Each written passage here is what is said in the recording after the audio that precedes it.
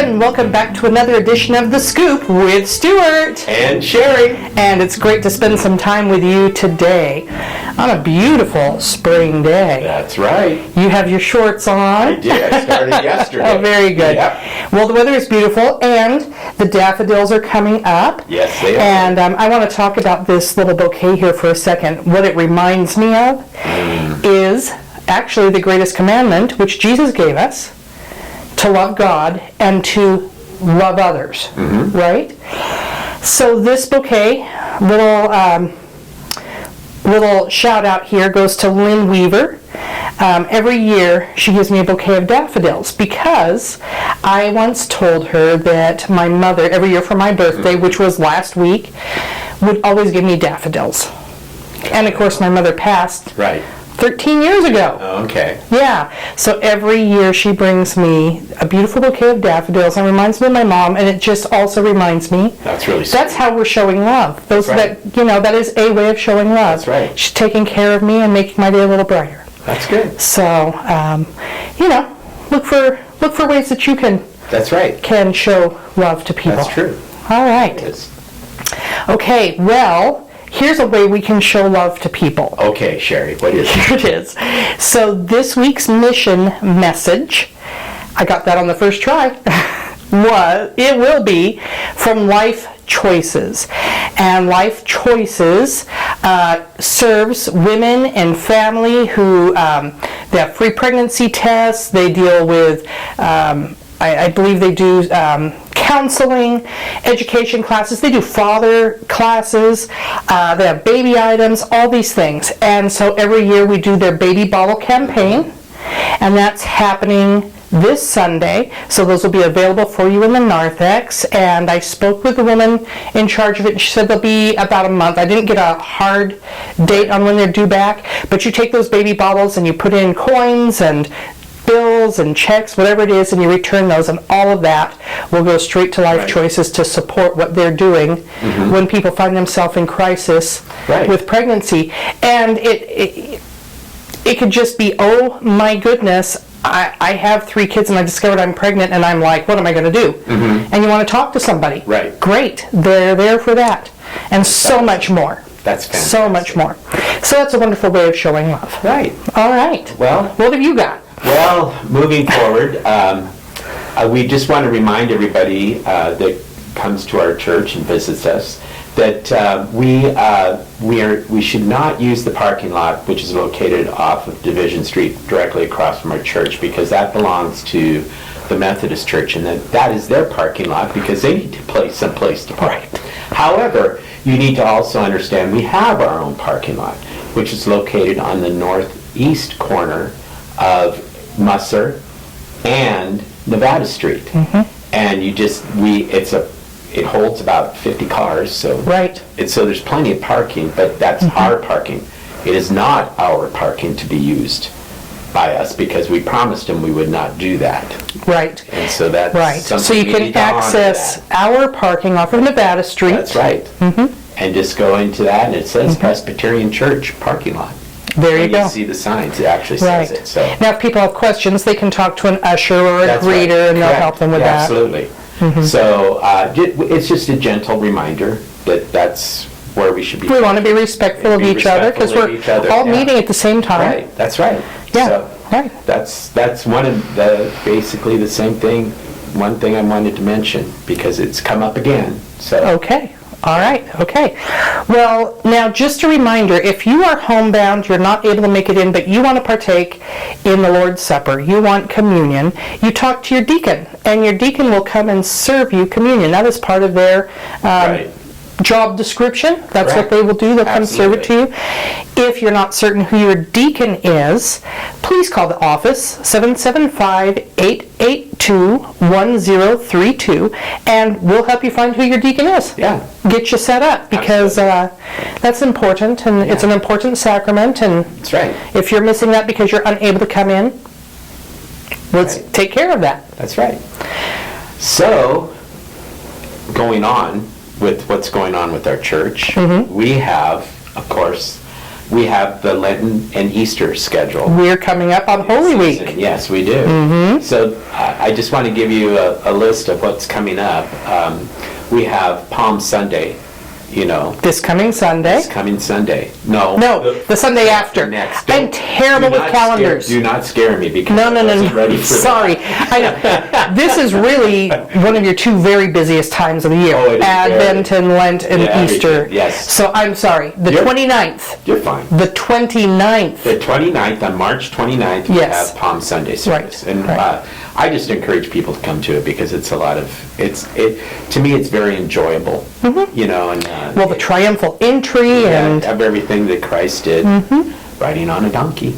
So, with the palms, the waving of the palms and everything. In fact, the choir is going to be singing a song called "Wave the Palms, Hosanna," which is, and people are going to come in waving palms, all right. which is fun as we sing that song. Also, we have on April 2nd, which is more somber, obviously, and that's Maundy Thursday service. For the Maundy service on that Thursday on April 2nd, there's going to be a 6 o'clock in the evening soup supper. And then also we have, besides the soup supper, right after that 6 o'clock, having supper, we have at 7 o'clock the Maundy service itself. Right. And that is going to be, again, another different thing that we've ever done in the past. More, I shouldn't say completely different, but it's just the design of it and everything, just to kind of keep everybody on their toes a little bit. But it's going to be extremely, it's always been informational, but it's just going to also be very emotional, this service. We come to Christ's darkest hour. Absolutely. He is facing what he came to earth to do. And I don't want to give away some of the things that are going to happen because it's just going to, it will hit you. It's definitely the most intense service Yes, I get of the year. I've got them now because I'm thinking about it. So. I know it's one of your favorites. It is musically. I mean, and it is one of my favorites. Obviously, I have Christmas and Maundy, Thursday, and Easter. But I just feel that Maundy, Thursday, a lot of people just don't attend those services. No, we definitely get really feel a that smaller. They need to do that because it just it brings you closer to Christ. Right. Well, and if I can interject, Yes, I know we're kind of in the middle of the schedule, but I am registered in seminary right now, and I'm taking theology, and we just finished up a month's worth of studying Christology, which is just like, I've learned this much, right? Yeah. But it's so amazing, and when you think Jesus Christ came as, he served in a priestly role. He was fully God, fully man. From his birth all the way to the cross, it is this obedient walk, his entire life leading to the cross. That's right? But it's just amazing to think of that through his whole life. And as fully man, there is nothing we can go through he cannot relate to. He's a personal God. Right. He's our Savior, he's our friend. That's right. But he knew this was going to happen. We were headed to this. Yes. And I don't know about you. I'm going to assume, though, if you knew that in hours you would be crucified. See, now I got goosebumps already. Right? Yeah, it would be overwhelming. Right. And he prayed. In his humanly form, he prayed to God, if you can take this from me, but not my will, but yours be done. Right. That's right. We need to pray that all the time, and fortunately we don't look at being crucified. No, we don't. That's true. But it is a very somber, very meaningful service. I really, if you have not ever come to one, or if you have, just make sure you come visit us and experience it. It's just, you'll enjoy it. Now the next day is called Good Friday. Yes, it is Good Friday, and Good Friday is going to be interesting because our sanctuary is going to be open from 11:30 until around 2:30 in the afternoon on Friday. Okay. On that Friday, which is going to be April 3rd. Okay. And that it's not only just a time for meditation, there's also going to be music of the cross as well at the same time. So when you go in to meditate, there will be music playing. And so that's, that again, music is a form of prayer. Yes. So along with your prayer, you can listen to that music and it can engulf you. So we're inviting people to come in on their schedules. Correct. Spend a little amount of time or a long amount of time, but Yeah. this is your time for personal reflection. They can come in for 5 minutes and leave, or come in for the whole time. I didn't leave.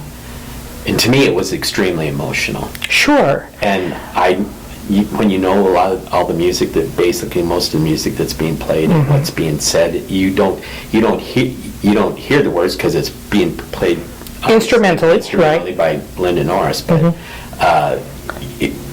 you know the words. I do. And so it just all of a sudden it can just take you over. Well, speaking again of fully God, fully man, that moment on the cross when Jesus died, to the world, that looked like the end. It looked like we lost. But that was the biggest victory right there. See, now I got goosebumps again because I just don't go like, yeah, but I know what know what came. Yes. So it just oh, see. Yes. There we go. My okay. So that's Good Friday. And then Saturday is silent, and then we come to Sunday. And we have Easter. Yes. And folks, on April 5th is Easter, and we have 2 services that you can attend, and we'd love to have you for both, or either or, but there's going to be a 6:30 sunrise service, and it's going to be involved with several other evangelical churches within our community here. Right, at McFadden Plaza. Yes, at McFadden Plaza, and that's going to be at 6:30 again in the morning. If you do wish to attend that service, I would suggest you bring a folding chair. Yes. Or a camping chair or something like that, to have a seat, because otherwise you're going to be standing, because seating will not be prepared. Correct. There, yes. And then immediately after that, everyone is invited, if you go to the service, to come for breakfast. Yes, we have an 8 a.m. breakfast. Many of our men are preparing. Yes, and it's going to be here at the Life Center, Family Life Center. Right. And that's the first for us to do. And so hopefully people from within the community that come to see this will join us. Absolutely. And if they wish to go after breakfast back to their church or whatever. Yes. Absolutely. This is what this is all about. Right. It's part of an outreach. Correct. So, and then after that we have the 10 o'clock, our regular 10 o'clock Easter service. And that is going to be fun. Always. And it is a lot of fun and enjoyable to me. And it's the first Sunday of the month, so we'll be celebrating communion also. Yes, it's going to, that service on Easter 10 a.m. is going to be very high church. I call it high church. Yes. So just the way the music is and everything. Right. It's just very, very traditional. Yes. And then we go out and celebrate. We do. Now we will have an Easter egg hunt for the kids. That's right. And I believe we're looking at getting pictures together for Easter pictures. Yes, and we haven't. I've got to double check that. I think I've talked to people, but I need to go back and double check things. Yeah. So anyway. Yeah, and so I think it's going to be this coming up. Well, we call it Holy Week. Yes. And there's a reason, obviously. Yes. So thinking of the whole span of it, it just amazes me. Yep. And yeah. Well, you and I have one more week to prepare for that. Okay? Please. But until then, enjoy this beautiful weather. Absolutely. Enjoy your flowers. I know everybody's flowers are beginning to pop up. And we'll look forward to seeing you again right here. But until then, we'll talk to you later. Bye. Bye.